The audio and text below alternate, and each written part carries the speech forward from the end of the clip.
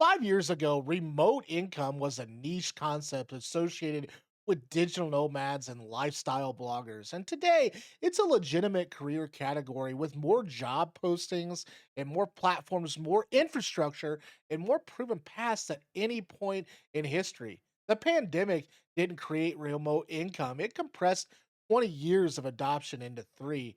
And what that compression left behind is a landscape where the barrier to building income from anywhere are lower than they have ever been before. And the tools are better than they've ever been. And the number of people who have successfully done it is large enough that the playbook is documented and repeated. Here are the remote income streams that are working right now, what they require, and what they pay, and which ones are worth your time, depending on whether you're starting from, wherever you're starting from, even. Remote employment, the underrated foundation, the most stable, highest paying, most immediate accessible remote income stream for most people is not a side hustle or a business. It's a remote job. Full time remote employment at a company that operates distributed teams offers salaries, benefits, predictable income, and career trajectory.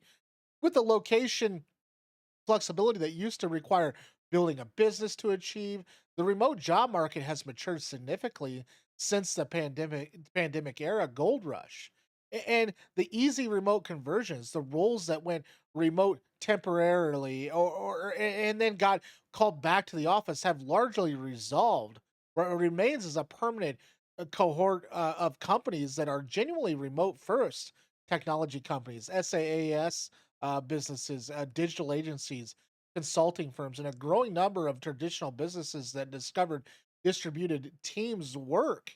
And these companies hire continuously and pay competitive salaries because they're drawing from a global talent pool rather than a local one. And the roles with the deepest remote availability are concentrated in technology and knowledge work, software development, product management, and data analysis.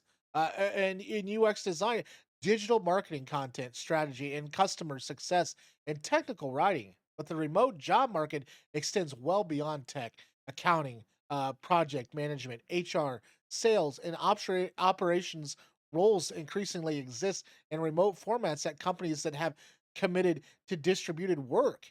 If you're currently in an office job that could theoretically be done remotely, the highest ROI first move in building remote income is not building a side business, it's negotiating status at your current employer or finding a comparable role at a remote first company that pays market rate. The salary difference between an in office in a mid sized city and a fully remote role at a tech adjacent company or equivalent work is often 15 to $40,000 annually. And that gap captured and invested is the foundation everything else builds on. Freelancing, flexible, it's scalable and immediately accessible. Remote freelancing is the fastest path to location independence income for someone who has to market with marketable skills and isn't starting from zero on reputation. The mechanics are simple. You provide a defined service, a client pays you for it. And the work happens entirely online. No office required and no geographic constraint on your client base, no ceiling other than your available hours and your willingness to raise your rates. The freelance skills generating consistent, well-paying remote work in 2026 fall into several clusters: technical, software development, web development, mobile development, data science, cybersecurity, and creative content like copyright, content strategy, video editing, graphics design, UX writing, brand development, marketing and growth, paid advertising management, SEO, email marketing, conversion optimization, social media strategy, and operations too, like project management, systems building, executive assistant, bookkeeping, operation consulting. What separates the freelancer's earnings though is 80,000 to 150,000 annually for those earnings, and 25,000 to 40,000 is almost never skill level. It's positioning. And the generalist copywriter competing against thousands of identical profiles earns commodity rates, and the copywriter who specializes in SaaS onboarding sequences for B2B software companies charging 30,000 per project commands rates that generalists cannot touch. because they're created a category where they're not competing on prices. Specialization is the highest leverage, more available to any freelancer at any stage, and it pays dividends immediately. Next one's consulting, the highest ticket remote income stream. Consulting is freelance higher priced cousin, and the distinction matters. Freelancers execute deliverables, and consultants solve problems. A freelancer writes the email sequence. A consultant diagnoses why the email sequence isn't converting, the designs the solution, and oversees its implementation. The scope is broader, the engagement is deeper, and the relationship is longer, and the fees are proportionally higher. And remote consulting is available to anyone with genuine expertise in a domain where businesses have expensive problems.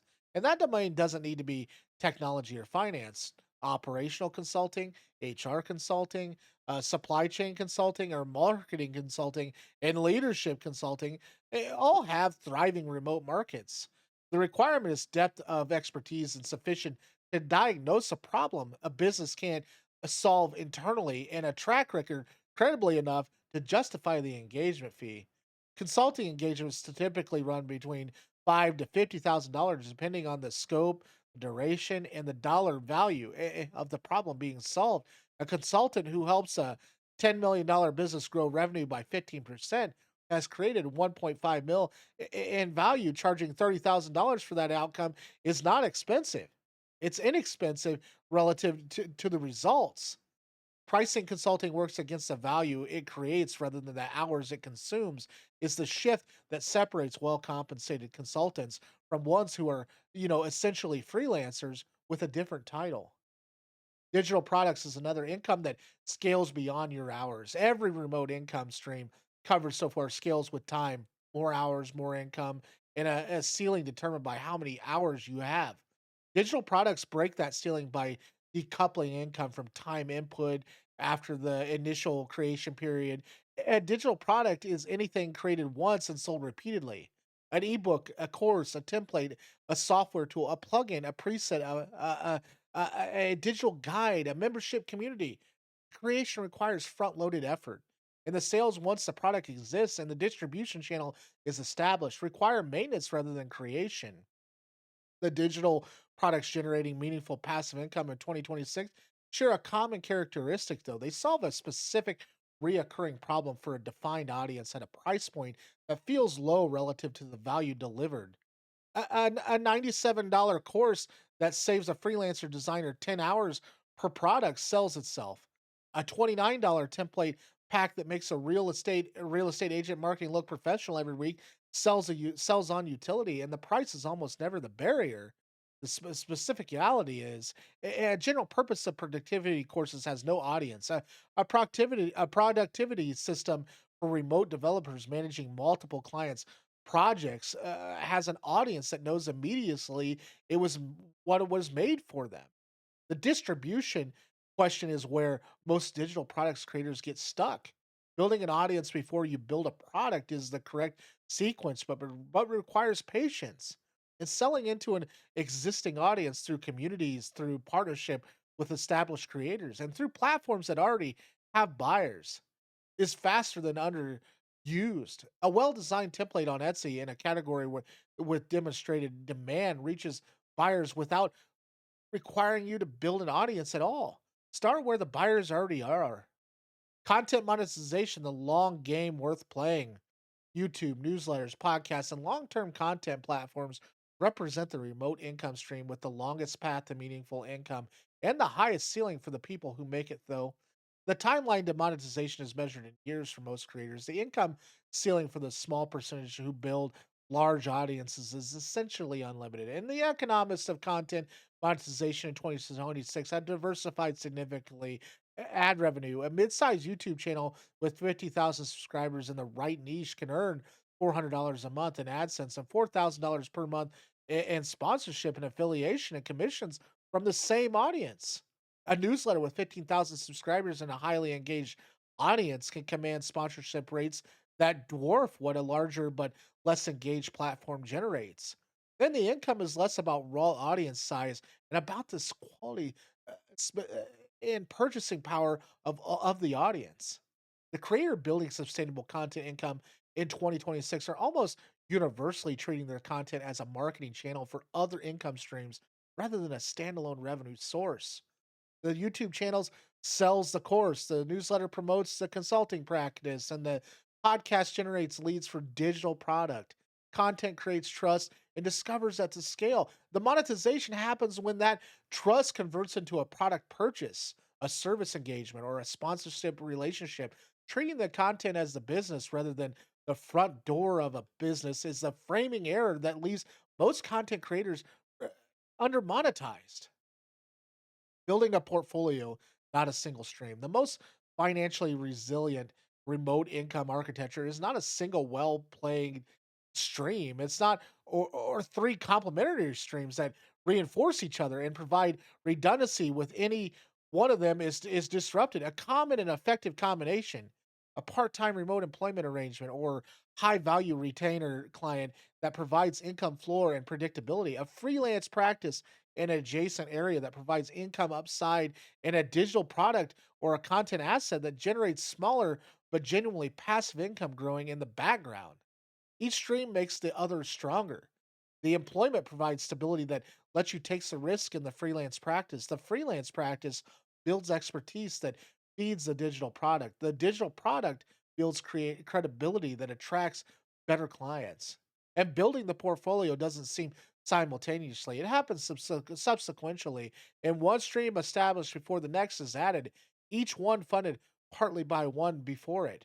Sequence matters less than the directions, and consistently towards more diversification, more asset ownership, and more income that doesn't require you to show up for specifically. In that direction, maintain consistently over 3 to 5 years produces a financial life that looks nothing like the one you started with. If you like today's video, like and comment down below. I'd love to hear from you, and even drop me a subscribe. I'd highly appreciate that too. If you really love me, go ahead and buy me a coffee. It's down in the description and on the site's main page. I thrive on coffee.